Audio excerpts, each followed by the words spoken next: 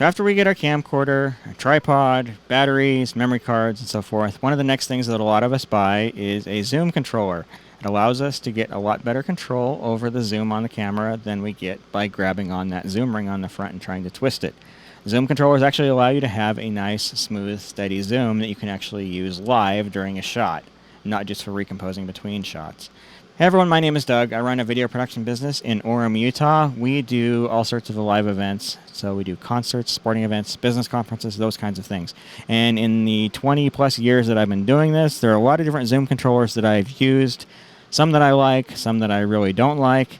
And I wanted to share with you guys my experience and what I've actually selected for use with my own company. So in this video, I'm going to be focusing primarily on the LANC, LANC, however you want to pronounce it, zoom controllers. These are the ones that are designed primarily for Canon and Sony camcorders. They use a small 32 inch plug and offer fairly basic functionality. So these are all electronic.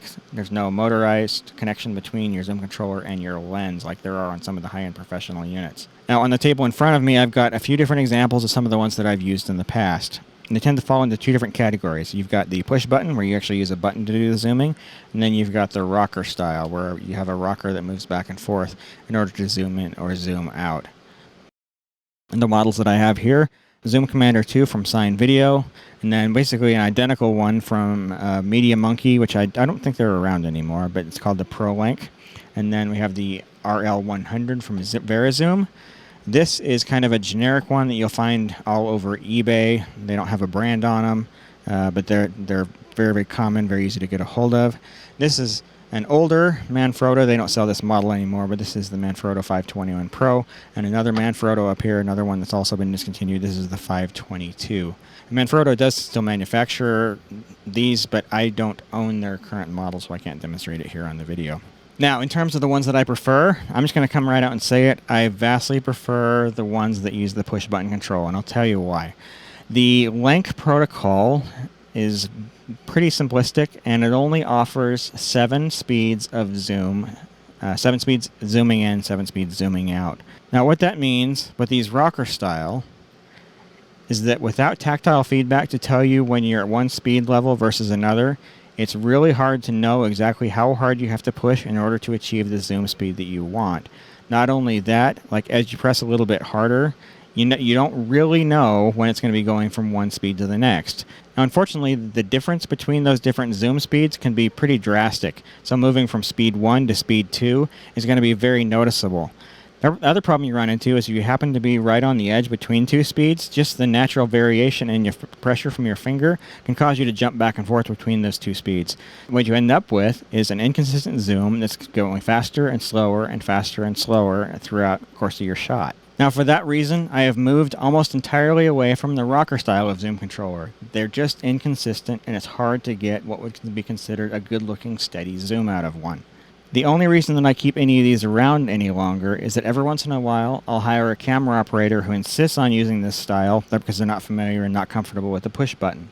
However, anybody who works for me fairly consistently has also come to favor the push button style as well. Now, the one that I actually use the most is this Zoom Commander 2 from Sign Video. They have 3 different variations of the product: the Basic, the Deluxe, and then a Zoom Commander Pro. There's not a lot of differences between them, so in a lot of cases I could actually get away with this cheap model. Now, I say cheap, that's actually relatively speaking. As you come down and look at the price, the cheap one is $120, the Zoom Commander 2 is $160, and the Pro is $180. I would have to recommend against buying these things used. The older ones do seem to have a little bit of trouble, a little bit of compatibility issues with some of the newer cameras. And so for that reason, if you're going to look for one of these things, I would most definitely get one brand new from the manufacturer. So there you go. I really think that the push-button style zoom controller works best in the Sony/Canon camcorder world. Now, some of these products are actually available for Panasonic cameras as well. It's a different connector, it's a different protocol, so you have to make sure that the manufacturer supports both, but there are products that are available for both platforms.